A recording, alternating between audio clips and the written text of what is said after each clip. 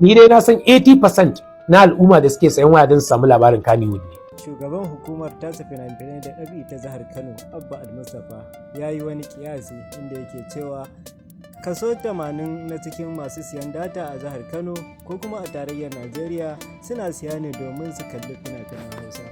Wannan magana ta Abba Al-Mustapha wasu jama'a suna kallonta a matsayin bambara kai, wasu kuwa suna ganinta a matsayin wacce ta daidai.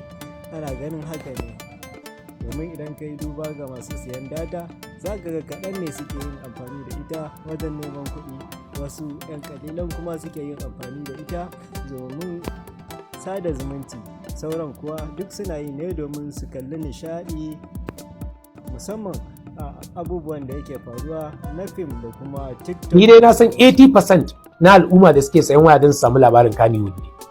To ya za a yi dama dole irin wannan tumbatsar wannan masana'antar dole kaga fitina ta can kaɗan tana ɗan tattasowa, amma kaga da hukumar ta ci fina-finai da ƙungiyoyin da ke ciki daga fitina ta taso zai ga minti 5, 10, 15 kwana 1-2 an dakilar da ita an je ƙasa sai kuma a ci gaba da rayuwa. Wani abu ne kowa ya san tattalin arzikin cikin Kannywood a karye yake.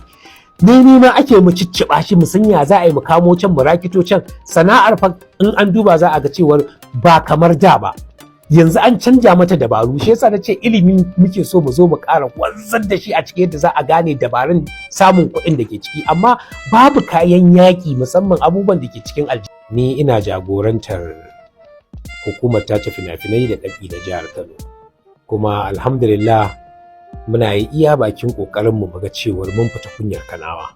Ko ya ga lokacin da muka zo muka tarar da wannan hukuma tamu da kuma yanzu yadda aka yi wata 7-8 ana ta gogawa.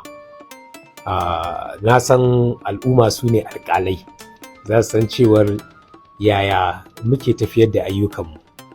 Da farko mutane sun yi expecting cewar ita hukumarmu kawai tana jibi ne da lamari na harkar fina-finai, ba san cewar bishiya ce mai rassa da yawa ba.